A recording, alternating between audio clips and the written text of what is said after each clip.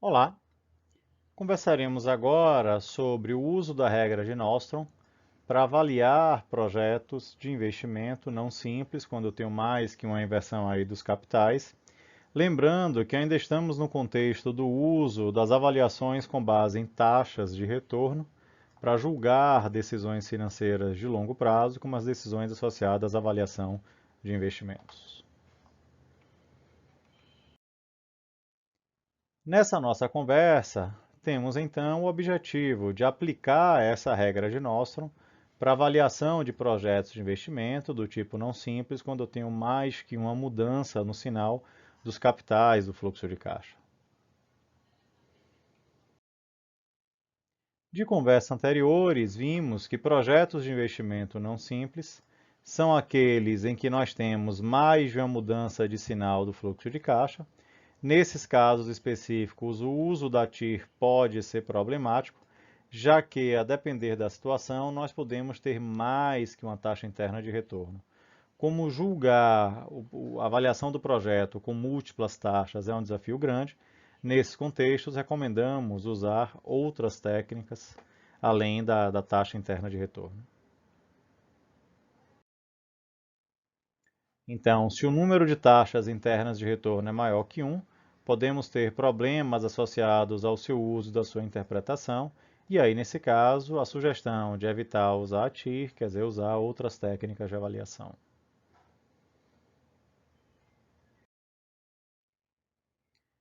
Uma possibilidade que teríamos seria verificar que, se esse projeto do tipo não simples, ainda assim ele seria caracterizado pela presença de uma taxa interna de retorno única.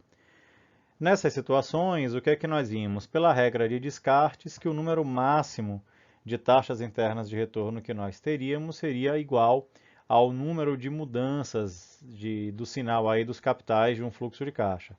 Então, nesse caso, tivemos duas mudanças de sinal, teríamos até duas taxas internas de retorno. No caso do projeto C, aí teríamos uma, duas, três mudanças de sinal, poderíamos ter até três taxas internas de retorno.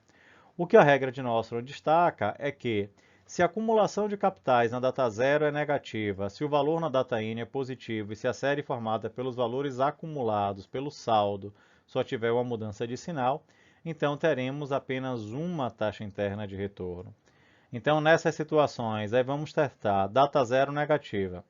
Então, o primeiro passo é compor o saldo acumulado. Então, esse projeto começou com menos 3.000, menos 3.000. No primeiro ano, recebeu mais 7.650. Então, menos 3 mais 7, eu fico com 4.650. Se no último ano eu tenho um valor negativo de 4.830, 4.650 menos 4.830, eu fico com um saldo negativo no último ano. No projeto C, menos 2 no ano 0, saldo menos 2, recebo 5, fico com saldo positivo de 3, pago, desembolso 1.000, fico com saldo positivo de 2, recebo mais 6.000, fico com saldo positivo de 8. Então vamos aplicar as regras aí recomendadas. Então, no primeiro ponto, calculamos os saldos acumulados, quer dizer, das duas situações, os saldos foram calculados. E aí eu vou verificar na data zero, negativa. Então, ó, na data zero, negativo, na data zero, negativo. Só que ele aí pede, na data N, positivo. Opa, na data N não é positivo. Na data N, positivo. Série de valores acumulados, uma mudança de sinal. Então, nesse caso, temos uma mudança de sinal, duas mudanças de sinal. Então, pela regra, não passa. E aqui, temos uma mudança de sinal, só temos uma mudança de sinal. Então, pela regra, passa. Então, nesse contexto, apesar do projeto C poder ter, no máximo, a quantidade de TIs que está associada às mudanças de sinal, então, nesse caso, primeira mudança, segunda mudança, terceira mudança. Poderíamos ter até três taxas internas de retorno pela regra de descartes. Mas, aplicando a regra de Nostrum, então nós verificamos que esse projeto, apesar de ser do tipo não simples, quer dizer, com múltiplas inversões aí dos sinais dos capitais, nós vamos ter apenas uma TIR. Então, nesse contexto, apesar dele ser um projeto não simples, ainda assim poderíamos usar TIR como técnica ou critério para avaliação do investimento, já que apenas uma TIR existe. Nesse caso do projeto B, sabemos que poderemos ter até uma mudança, duas mudanças, até duas taxas internas de retorno. Como ele não passou pela regra de Nostrum, então podemos ter até duas taxas internas de retorno, então nesse caso precisaríamos ter cuidado.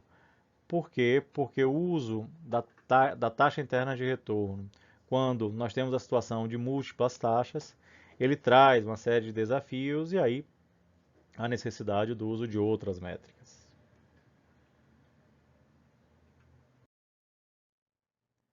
Então, nesse projeto C, teríamos uma TI e aí poderíamos usar a TI sem grandes problemas aí no processo de avaliação de investimentos. No projeto B, aí ele não passa por Nostrum, podemos ter até duas TIs e aí nesse caso a recomendação seria de ter cuidado com a TIR na avaliação, quer dizer, usar outras técnicas.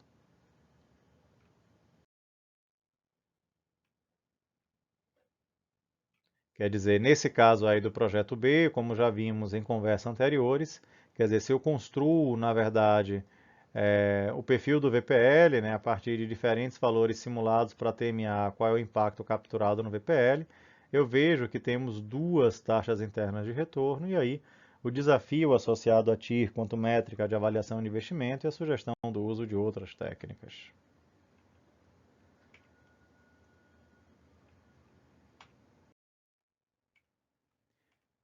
Quer dizer, se eu tenho mais de uma taxa interna de retorno, eu deveria evitar usar TIR nesse caso e tentar conduzir o processo de avaliação por base em outras métricas.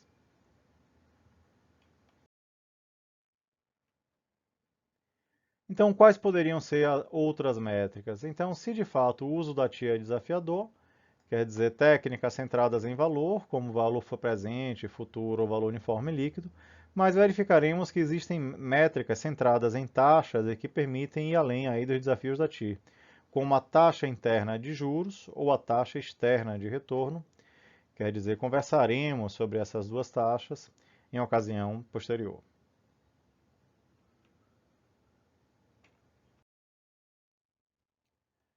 Com isso, esperamos ter alcançado o objetivo pretendido para essa nossa conversa, que seria aplicar essa regra de Nostrum em projetos não simples. Bons estudos!